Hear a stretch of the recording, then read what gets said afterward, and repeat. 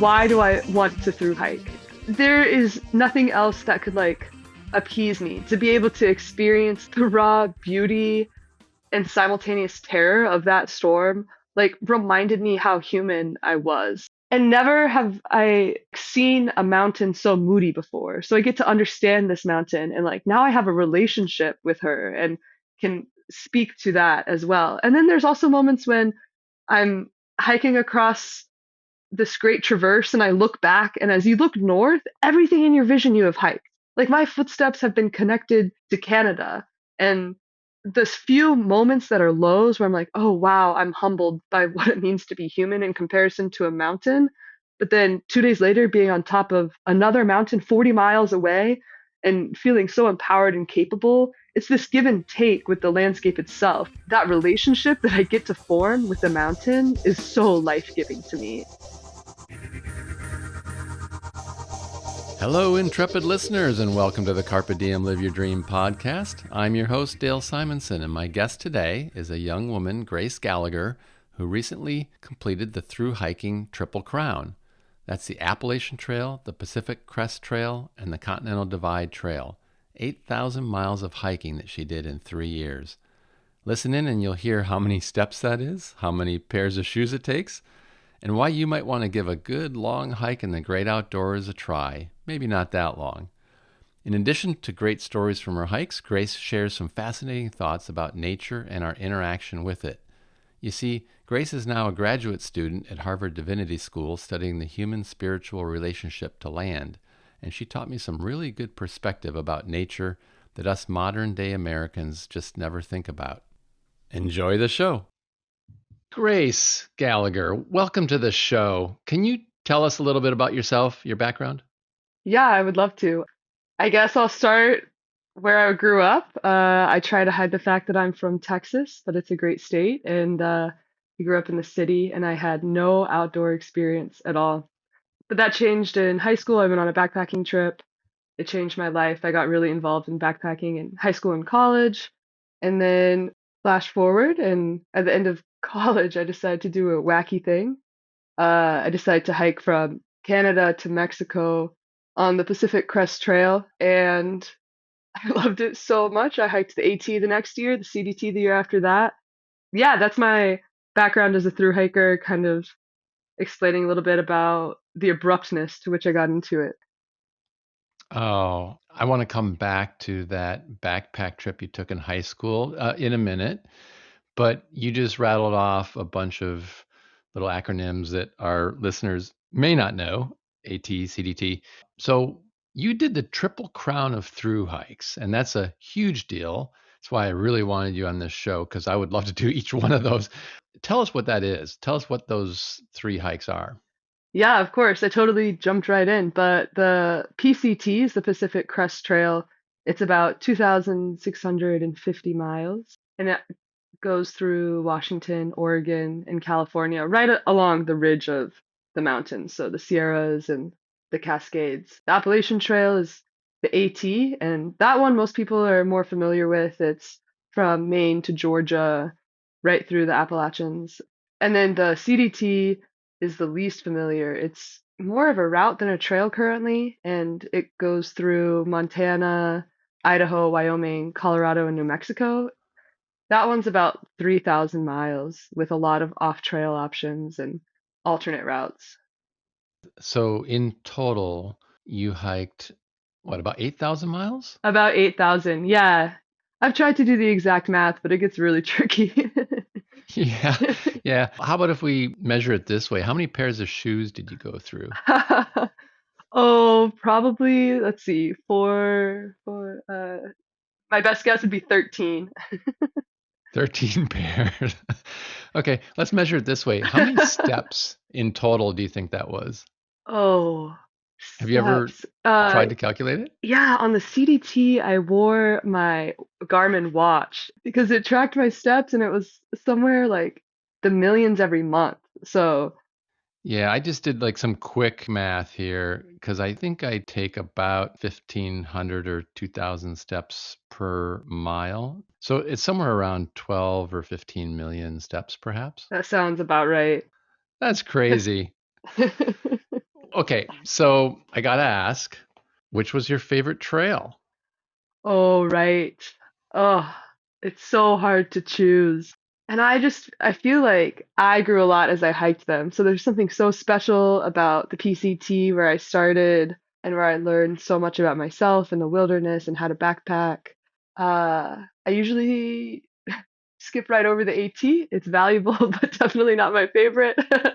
My favorite would probably be the CDT, but it's so hard because I was so experienced at that time. I could pull off 30, even 40-mile days, and I just understood the way that my body wanted to move through this trail better, and I had enough experience to kind of take away like the rawness or the surprise of certain factors that got to me on other trails. Yeah. So the CDT, it just felt like I was gliding the whole time.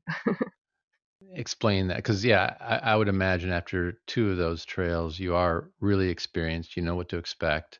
But what was it that made it feel like you were gliding? It's not just physical conditioning. I would say it's not just physical conditioning, although that is part of it. I would say that through hiking in general, your body, most able-bodied people are capable. It's a lot of mental preparation. So knowing that at 10 a.m. when I have a blister, I need to stop and take care of it, but the pain is not going to go away, so I'm going to hike through the day. That's something I didn't know how to deal with on the PCT. Like the mental ability to tell that like a blister meant I could keep hiking, but pain in my shins from ligament or muscular damage meant that I should slow down. That kind of knowledge about how my body was functioning helped glide better. I also decreased my pack weight, so I'm carrying less extra material. I knew what kind of foods to fuel with. I knew the way that my body liked to move uphill more than downhill, so I could prepare myself for different parts of the day. A lot of it is really gauging and listening to my body, and it takes time to do that as a through hiker. So on the CDT, I really understood the signs my body was giving me, and so it made it much more of like an easygoing dance than this like brutal push through the pain, eat when I can. Like the PCT mentality just brought me a little bit more suffering. Okay. Or do you think it was the same amount of suffering, you just are more tolerant of it? Um, yeah, I mean, probably 50-50. Definitely more tolerant of certain sufferings, but also knowing how to adjust my pack, like it felt more comfortable and knowing what type of shoes to wear, like the relationship you have with your gear also develops, and that would be the part that actually does alleviate suffering, even if your body is still going through like the wear and tear of hiking the miles. There are definite ways to make that easier on yourself by what you wear, how you pack your pack. Tell us some differences between those three trails from a geography or environment or just what you see. Of course, they are very different and each beautiful in their own right. The Appalachian Trail was maybe one of the harder trails for me, even though it was the shortest. It has a reputation as the green tunnel. You're covered by trees most of the time, and maybe every 20 or so miles you get a great view. There are some really exceptional parts of the AT, especially up in New Hampshire when you're in the Whites.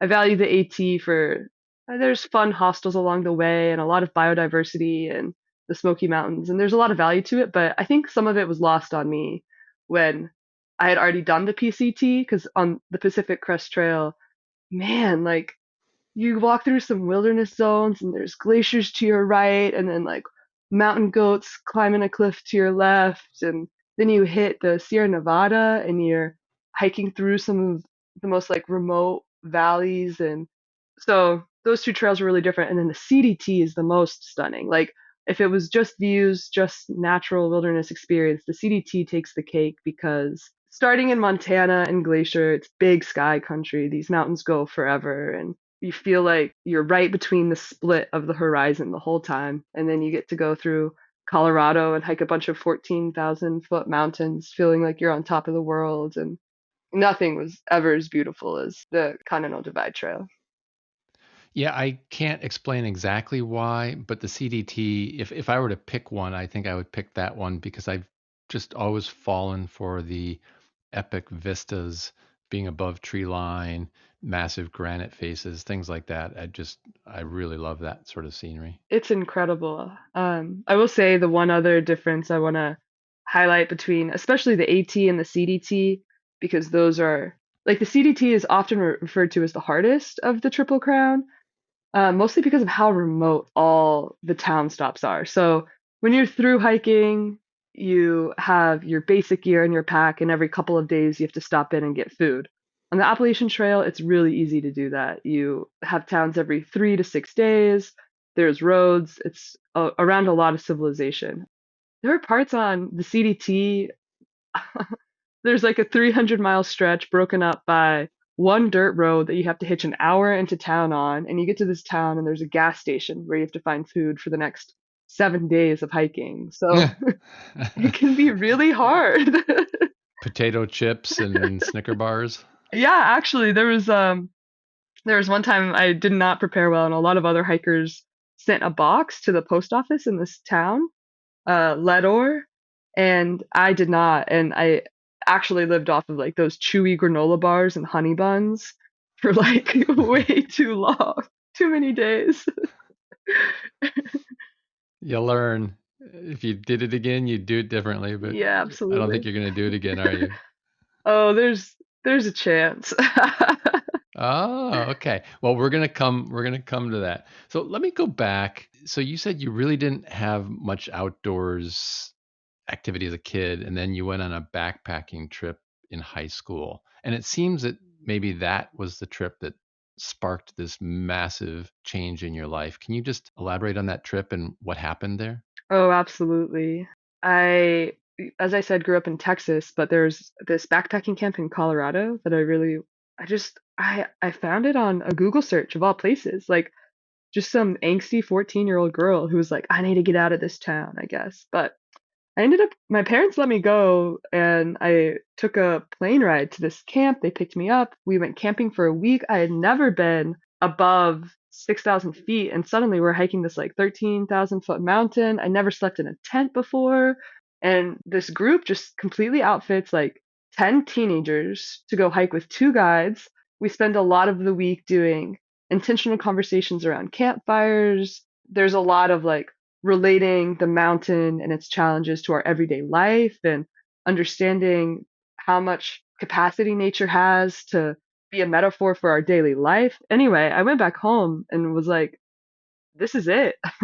Like, I feel so empowered that I could hike a mountain, that I could face an actual challenge, and then go back home to high school. And nothing was harder than hiking up that mountain. Not, I mean, I don't know, playing soccer at high school. Nothing was that hard. But then I continued to be really involved and went back the next summer. Yeah, it was really incredible. What was the camp? It's called Beyond Timberline. Camp Timberline is in like Estes Park area, and then they have a section of it, and it's called Go Beyond, Beyond Timberline. They're great. I guess I had maybe a bit of a similar experience when I was a kid with a YMCA Camp Minojan, an outdoor wilderness camp for canoeing and backpacking in northern Minnesota. And it it really changed the trajectory of my life, and it's partly why I'm doing a podcast like this now. And it sounds like you had a similar change. So what chord did it strike in you? Um, from a very young age, I've been really independent, really driven, really curious.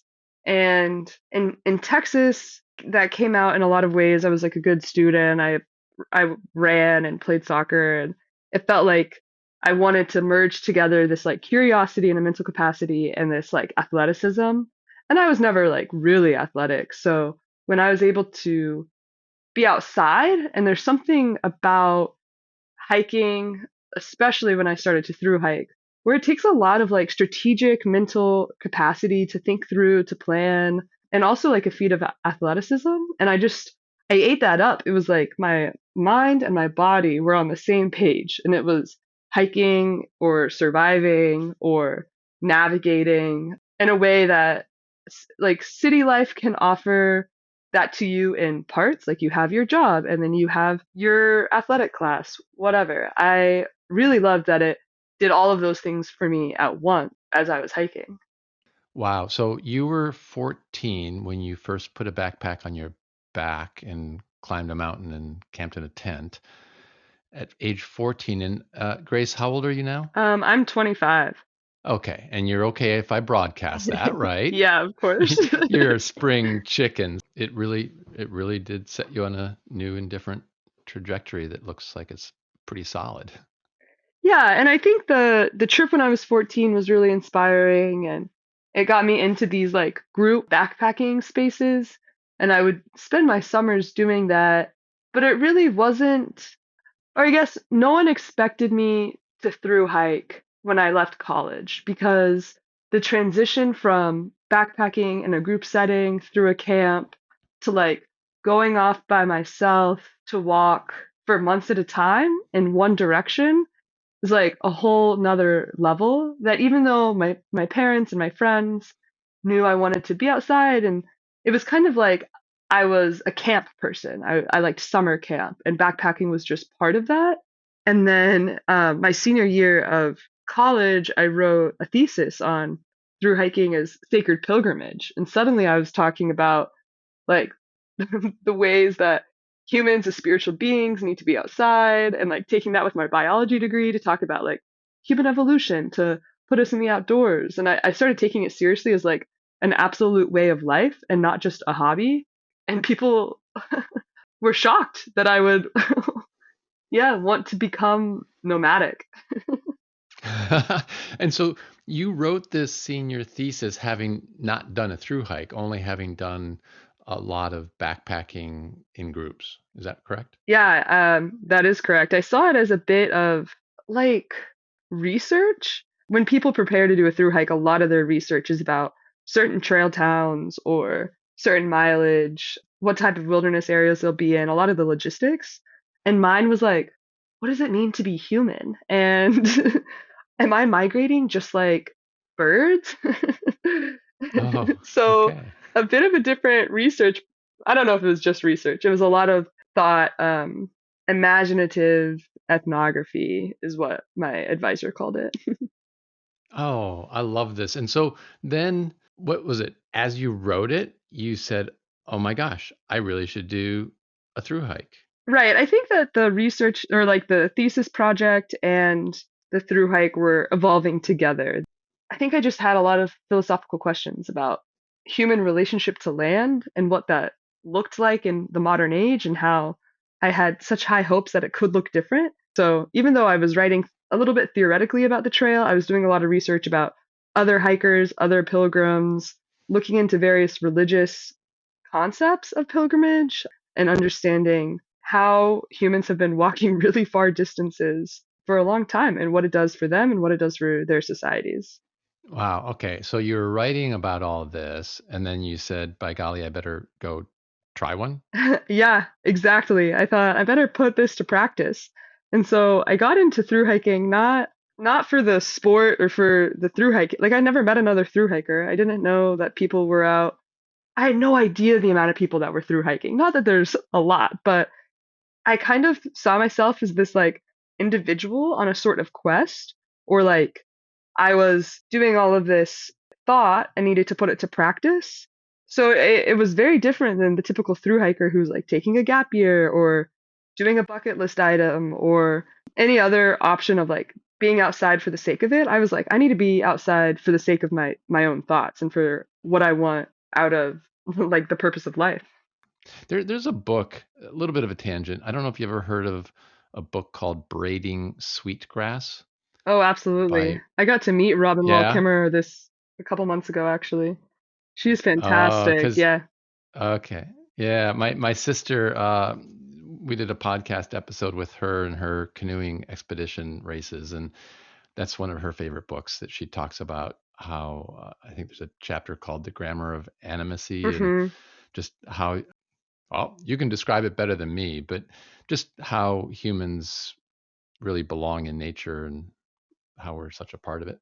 Absolutely. And it was so incredible being able to meet through hikers, because like I saw all of my own ideas reflected back at me. Like I was able to have conversations with other people who wanted to be nomadic, who wanted to, like Robin Wall Kimmerer talks about, braid together like their life with like the pulse of the earth and not Right. be so separate from the ecology around us.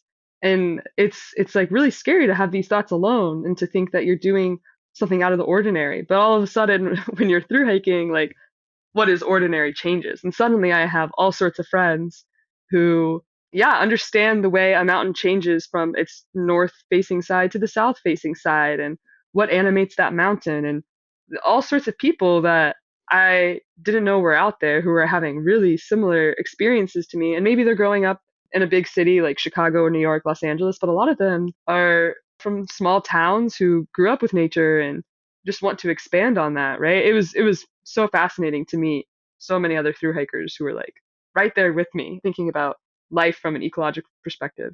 And you're going to have a lot more to say on this, I think, and I want to get to it. You're at Harvard now doing a graduate program at the Harvard Divinity School. We're going to come back to that topic. Before we do that, let's talk a little bit about the day in the life on the trail. In some ways, every day is the same as the other, but in some ways, every day is so completely unique. Try to give a little mix of both of those Hmm. perspectives. I'll start by saying this is how I've learned to through hike, but again, everyone does so differently. I'm quite an eager beaver. I tend to wake up quite early. I pack my bag in 15 minutes or so, and then I start hiking. Not a lot of my other through hikers did that, so I usually kind of got like a head start.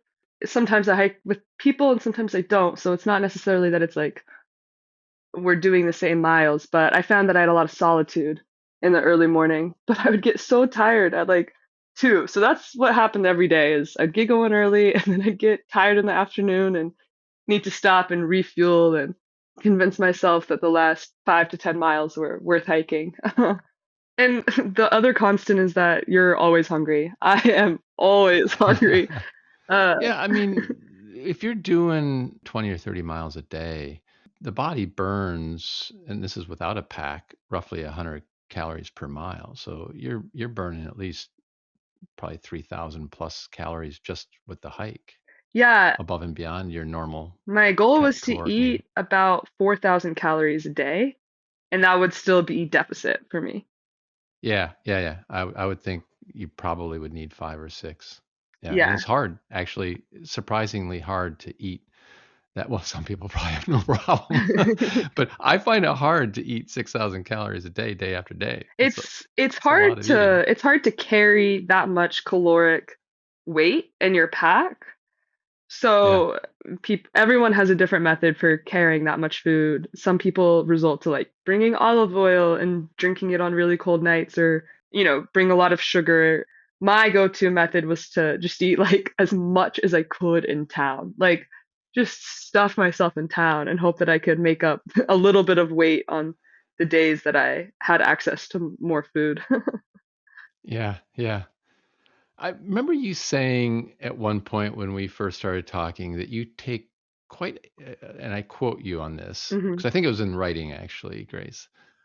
I take quite a wild and free approach to the adventures. Can you describe what you mean by that? Absolutely. Through hiking, well, when I envisioned it, it was a quest, an adventure, something to introduce me to the mountains. But for many other people, it's much more of an athletic feat than that. So there's a lot of logistics that go into planning what type of gear you're taking. There's a large part of the community weighs out everything in their pack and has like quantifiable numbers to talk to you about how much their tent weighs, how much their entire pack weighs. They know exactly how many miles until the next town, how much vert they're hiking, what the town is after that, like all these details, right? And it can be so overwhelming that you're thinking more and more about how you're going to get through the hike and what's up ahead. And that sometimes I find people are paying less attention to like the waterfall or the mountain or the bear that's right in front of them. And so from very early on, I decided that, you know what, the logistics, they'll work themselves out. And I get to be here and now. I just decided to worry a little bit less. I've done trips like this both ways. I think I like your way better. I think I like the just go. Me too. It's just walking. It's one step Yeah. after the other. It gets complicated when there's rain. It gets complicated when there's not a grocery store for another 100 miles, but for the most part, it's just walking. It always works out, doesn't it? hmm And that's also to say that like there's a lot of knowledge about how to hike and how to prepare yourself, and people will talk to you about like the 10 essentials of backpacking. And there's a pretty steep learning curve when it comes to through hiking. So I recognize that I'm like very lucky to like know how to read a map and what the topography looks like ahead and how to make do with just a tarp and know how to set that tarp up instead of a tent, right? There's a lot of learned knowledge that comes along with being able to be a little bit more free in my thinking, and like I will make it to the next town one way or another because that's not the same way that other people's minds work, and they tend to be more precautionary. Well, for those who do like to plan, hmm and maybe you looked at this before you went, Grace, I don't know, but there's a website, Ah, hmm halfwayanywhere.com, that is really brilliant. The gentleman who prepares every year an annual Pacific Crest Trail survey and an annual Continental Divide Trail survey, and I've looked at that the last couple of few years. Just amazing amount of detail on hundreds of people who submit their survey. I don't know if I hope you did Yeah, because I've I didn't submitted see on this. surveys. He doesn't do it for the AT, but I've Mac is great. He's great. We And so Yeah, I go was ahead. looking at at this year's PCT. I just want to talk about like the people you met along the way, Grace, and how you view that trail community. So just a couple quick stats: 55% male, 44% female. The age, when you hiked it, you were in I guess probably the 20 to hmm 24. So it's like 10% in that 20 to 24. Half are between 25 and 35. So it's a common age, but there's a lot of people, like there's 13% in their 50s. 10% of the hikers were in their 60s. hmm You get some in their 70s. I think that's so cool. It's You awesome. get a hugely disproportionate number of whites, so very few underrepresented minorities, which is kind of hmm sad. It would be great to see more ethnic mix out there. Education, I thought was really, really interesting. Like it's about 75% have college or more. hmm Almost 80% have college or more in terms of, so it's a very educated group. Tell me what you thought of your fellow through hikers. I definitely had a different experience than most people. I hiked all three trails southbound, which is the minority, and like the very slim minority. So on the AT, about 5% or less of people hike southbound. On the CDT, that number's a little bigger. So because of that, I had less people on trail with me. I did get to meet all the northbound hikers that passed by me. So I did But get it'd be to, brief. but it would be brief, Yeah. right? And because of that, I was much more familiar with like the small cluster of southbound hikers, and all that data seems quite accurate both ways. I would say the ability to take 5 months, maybe longer, off of work, making money, to go. I mean, hang out in the woods. It's a lot more than hanging out in the woods, right? But you're not being like productive to society. If you're married, you're leaving your partner behind. Like a lot of people have kids, so it makes sense to me that so many people are young. Yeah. So people that are college educated, I've met so many people with PhDs or taking a break between their master's and their PhD, right? Lots of like really intelligent, really white, usually wealthy people are through hiking. And that's kind of true with like outdoor recreation in general. And like I also like I'm getting my master's. Like I come from a middle class family. Like I'm white. Like a lot of those demographics are true to me as well. Would you say the majority of people are hiking solo, or what's the mix on I would say that group? most people start alone. Yeah, but maybe like 75, 25%. Like, but what happens really early on, especially for northbound hikers, is that they group up into what they call a tramily, a trail family. So you're Yeah, hiking with people, you start seeing them every couple of days, you're doing the same mileage, or you run into them in town and you really like their vibe or whatever. And big groups will start to form. The year that I hiked the AT, there was a group of like 30 people hiking together on the AT going northbound, and they all wore like these jorts and like their initiation was like, I mean, some of it has got to be myth, right? Like, I'm like, you guys have an initiation, but they were like supposedly like chugging a gallon of milk. And then, I mean, like, whatever. It becomes like this whole like fraternity level tramily, right? As a southbounder, I'm like, what the hell? Like, Yeah, absolutely I can not. tell that's not your thing. Hey, So, each to their own. What's cool is that the trail can support both, right? absolutely, absolutely. And I to this day keep in touch with so many friends from the trail, some of my closest friends I've met while hiking. Like, I believe that anyone out there doing a through hike has some sort of like appreciation for Earth and wants to be outside doing this cool through hike. It's definitely got to be a group of people with a lot of shared values. Absolutely, absolutely. I've always said that life is made of memories, and those memories could be great memories or bad memories. It comes down to if you go through every day in life with nothing memorable, no real highs or lows, then 10, 20, 30, 50 years later, it's like everything is just one big mushy blur. Can you describe a couple of your real standout memories, whether they're good or bad? So many memories come to mind, both great and joyous, and also really challenging. And oftentimes they're close to one another. But thinking a little bit at the start of my journey, when I mean, I started the PCT when I was 21, and I started a little bit too early, and Washington was so snowy and so icy. And I had micro spikes and my ice axe just to hike every day. For about 2 weeks, I was hiking through snow, kicking steps, the first person to set footprints that year. And I was self-arresting. There were many times I'd walk across some snow and I'd start falling, and I'd have to use my ice axe to like catch myself in the ice. And yeah, just how brutal it was to be out hiking. And yeah, that's a little bit of like the suffering where, as an experienced through hiker, I wish I could go back and tell my younger self, like, it's okay to wait for the snow to melt. Like, you're in no rush. But I thought that's what through hiking was. I was like, this must be what it's like all the time.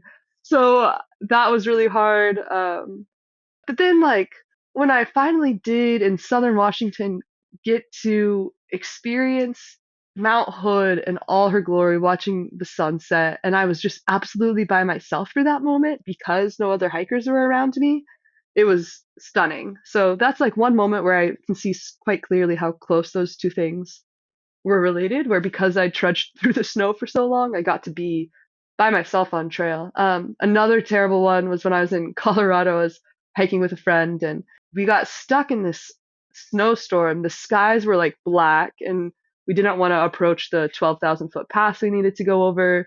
So we decided to like pitch our tent and wait out the storm. So we sat in this like tiny two-person tent, both of us, for 20 hours. We stayed in this tent just waiting for the Wow. storm to pass. And because you only pack enough food for the days you're out there, and we weren't actively hiking, we had to really ration our food. So I'm just starving, like ravenous, like getting cabin fever in this tiny tent, while it like hails on us for 20 hours. And finally, the skies turned from black to like light gray, and we decided to scurry up the pass. And as we did so, we just started trudging through snow and ice, and then having to go back down the other side, just like slipping and sliding down like ice covered rocks. It was some of the sketchiest hiking I'd ever done. So moments like that, when the mountain reminds you that you are just human and you don't really belong in these like wilderness areas all the time, when there's like scary weather patterns you can't control. Like, those reminders are so humbling, but like so necessary, because it's right at the moments where you're like, I could do anything, that the weather's like, nope, sit down, stay in the tent for 20 hours. I struggle with stories like this because this podcast is supposed to make people inspired to go out and do something like that. And yet, what you're Yeah, describing, that stuff happens. You have some really miserable days, and how do you convince someone that that's so worth it? And so, yeah. take a crack at that, Grace. Why do you do these things, and what makes it worth it for you, and why should it be worth it for someone else to try? I often, this gets out to like, why do I want to through hike? There is nothing else that could like appease me to be able to experience the raw beauty and simultaneous terror of that storm, like reminded me how human I was. And a little bit of it is like this type 2 fun where like, yeah, I'm here to experience it, but I also like planned accordingly. I chose the safe decision and never have I like seen a mountain so moody before. So I get to understand this mountain and like now I have a relationship with her and can speak to that as well. And then there's also moments when I'm hiking across this great traverse and I look back and as you look north, everything in your vision you have hiked. Like my footsteps have been connected to Canada and this few moments that are lows where I'm like, oh wow, I'm humbled by what it means to be human in comparison to a mountain. But then 2 days later, being on top of another mountain 40 miles away and feeling so empowered and capable, it's this give and take with the landscape itself where you just as I'm listening to my body, I'm also listening to the earth and saying, oh, now is not a time to go hike up to this great height, but there will be another time where I will be allowed to pass and move on. And that Yeah. relationship that I get to form with the mountain is so life giving to me. It's absolutely the very reason I would sit in a tent in a snowstorm and get to dance along frozen rocks the next morning because that adrenaline, that life that it brings me to like, ooh, okay, how am I going to get out of this? Kind of the same thing as like mind and body just being brought so drastically together. I feel that my life was threatened very few times.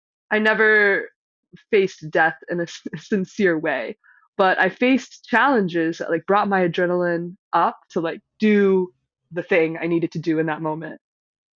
I love the way you described that. Grace, a lot of what you're talking about, kind of the connectedness with Earth. So you're at Harvard Divinity School now. I don't know exactly what prompted you to go there, but it sounded like you're taking some pretty cool classes and not necessarily what I would think of at a divinity school. So explain a little bit about what you're studying and how that relates to the through hiking you did. Of course, of course.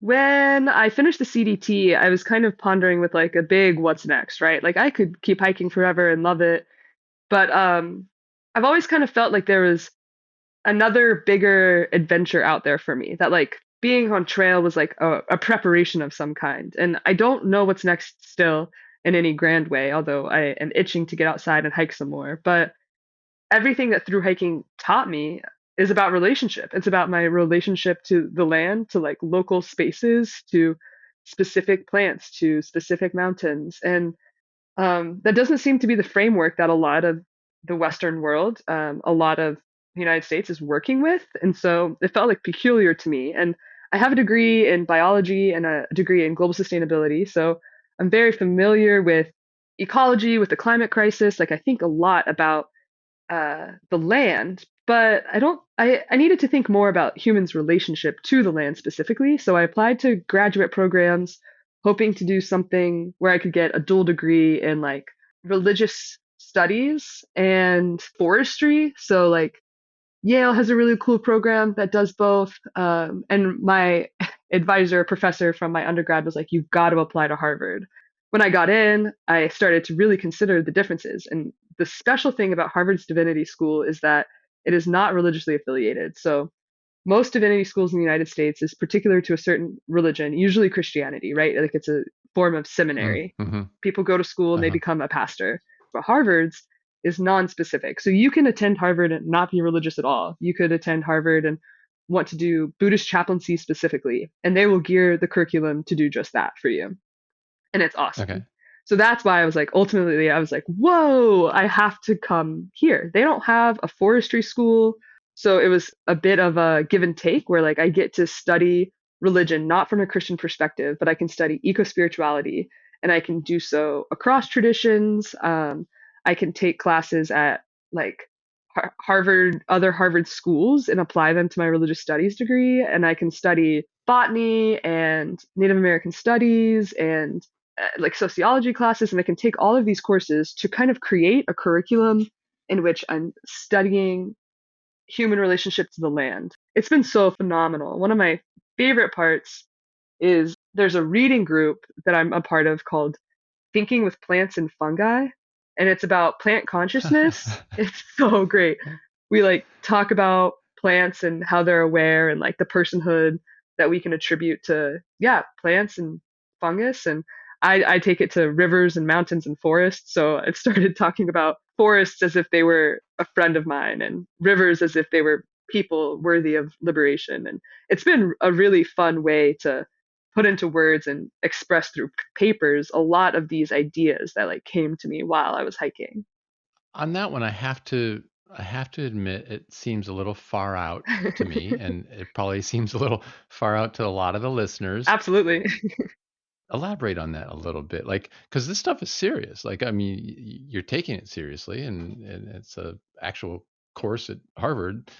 So, Right. what is it? What is it all about? What is, Yeah, you know? absolutely. Yeah, man, I have to refrain from using big words. Basically, Oh, use some big words and confuse the heck out of me. That's yeah, okay. absolutely. I think a lot about epistemology, right? Which is like this understanding of how we take for granted so much of what we're socialized into thinking, and how when we trace back our thoughts, we have to really consider what has shaped our norm in society. So for the United States, even if we're going through like a secularization and not a lot of people are Christian, a lot of our core values and morals and our ethics, they come from a Christian mindset. And in all Abrahamic traditions, there's this commonly accepted idea of like land as property that a lot of other religious traditions never experienced. And I think you see that a lot with like paradigm clashes with like colonialism in like North America, when the indigenous people, they had a different relationship to the land where certain plants and animals spoke to them, and there's this animacy there, right? And they didn't believe that the land was something to be owned, but that the relationships between trees and plants and animals and mountains and rocks were something that they like took care of, and in turn those beings took care of them, so giving a voice to these more than human entities. And through discovery, exploration, colonization, all these other things, settlers decided that like ownership of property was like the fundamental expansion to the West, right? I'm getting into like all this history, but it plays a role today when we're looking at like national parks as something to be owned and debated and fought over. And we're losing a lot of our value in wilderness and wild spaces because we deem them something to be owned and controlled and not an entity of its own. I believe that like rivers are capable of changing and expressing themselves based on what their surroundings are. I'm not naive to think that trees or rivers would speak in a human language, but that humans are capable of hearing nature's language. And we have to like reframe the way we think about our relationship with these more than human beings, and not just accept that like the Western idea of ownership that extends to everything land based, so stones and plants and animals, is worthy of being owned and controlled, but that it has its own inherent value apart from what humans gain from it. Wow, that's beautiful. That's heavy. And now I can see why my first reaction was, gee, Grace, that seems really far out. But it is exactly because our entire society and cultural basis is different. Right. And yet there are some societies and cultures that do and did see it that way. And yeah, Right. And that's a great explanation. I was raised in a Christian household, and I grew up in the United States, and like I have no reason to think differently. Like I grew up in the same culture and societal upbringing as most people. But there was Yeah. something so special to me about through hiking and how that like cracked open the way that I viewed Earth, the way that I was alone and never felt lonely because I always had the trees to talk to, and the way that like a Yeah. mountain caught my breath and made me think differently. Like that was a relationship that I had to investigate. I'm going to want to read your thesis whenever you are writing one for that. Grace, I've loved this chat. I think our time is up, which is sad. I always have a final question for each of my guests, and that is, what is your next big dream adventure? Oh wow, yeah, that's that's a great question. Something I've been thinking about a lot is how the trails I've hiked are always man-made and they're great and they put me in like really spectacular places. And I've been thinking a lot about like the natural trails that Earth presents to us and how rivers are this like form of transportation of some kind. Like I can flow along a river and it's entirely made by Earth. So I want to get into some like water traveling and turn through hiking into like through paddling. Well, I've got a canoe I could sell you. Literally. I need to practice. Well, I've got a couple episodes on paddling that are already out there, and I've got some more in the pipeline. So maybe I'll give you some ideas. Well, Grace, thank you so much for today. I was enthralled by your descriptions, and I'm jealous of what you've accomplished. Fantastic. Thank you for your time. Thanks for having me, Dale. It's been a pleasure to talk about these things I'm so passionate about and put a voice to my hiking and my studies. And it's been really wonderful to share. All right, you have a good day. You too. Thanks for listening to the Carpe Diem Live Your Dream podcast. If you like the show, there's nothing more valuable to me than you following it and sharing it with others. I drop a new episode every Friday, so tune in again for another great adventure story. And check out the accompanying website, www.gocarpediemnow.com, and then go seize the day and live your dream.